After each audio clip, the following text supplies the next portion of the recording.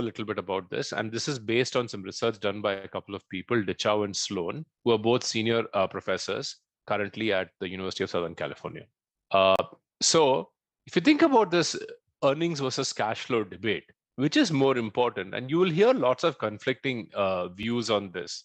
So there are many people, especially those with a strong finance emphasis, will say that I don't care about earnings. Cash flows are what matter. Why? Cash flows are real. Cash is something, you can't pay bills with earnings, because earnings are an accounting assumption, but cash is real. And in the long run, the firm needs cash to survive. Also, earnings can be easily manipulated. So if you've been following the recent news in India about Adani and Hindenburg, one of the accusations is Adani is like manipulating its financial statements and its earnings are like fictitious or whatever the case might be. Similarly, people made similar accusations which turned out to be correct about companies like Enron. Okay, so cash flows has this advantage of some sort of tangibility, but earnings also have some advantages. The first is investors focus on earnings. Nobody talks about price to cash flows ratio. Everybody talks about price to earnings ratio. Okay, of course, this might be a self-fulfilling prophecy, so it may not necessarily be correct, but that's what investors focus on.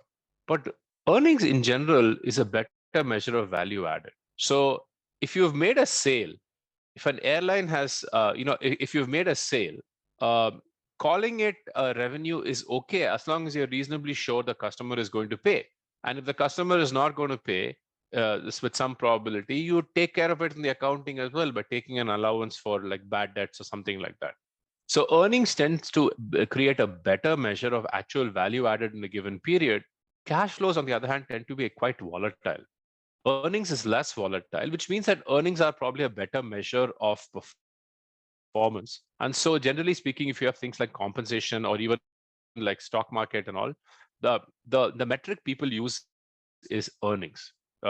People use stock returns, of course, but earnings is the accounting or the financial statement people use. But so it's an empirical question of which of these two should be more important in terms of stock market returns. Okay, so this is the question that this person called DeChao, she tried to answer in her paper.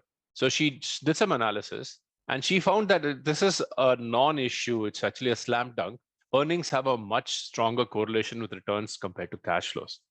So essentially, this accounting process, which leads to the generation of this thing called accruals, all these accounting decisions you've got to make, like calling something sales even though you haven't got cash for it, calling something an expense even though you actually don't spend cash on it, things like depreciation and stuff. All these things do add value. Even though they could be manipulated, on average, they add value, which leads to earnings being a better measure of the uh, performance.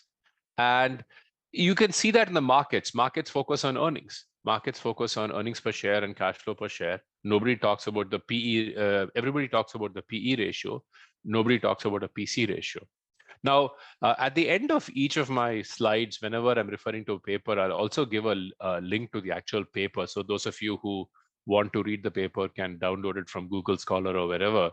And I'll also email a copy of my slides to the folks at IITM. So if anybody wants a slide, please ask them, or you can email me and I'll be happy to share it with you as well. Okay.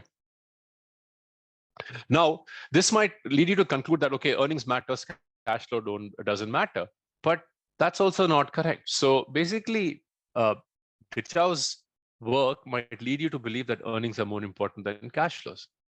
But Sloan, who had a paper a couple of years later, looked at this thing called the accrual anomaly. So the accrual anomaly essentially is you have two measures of performance. You have net income and you have cash flows.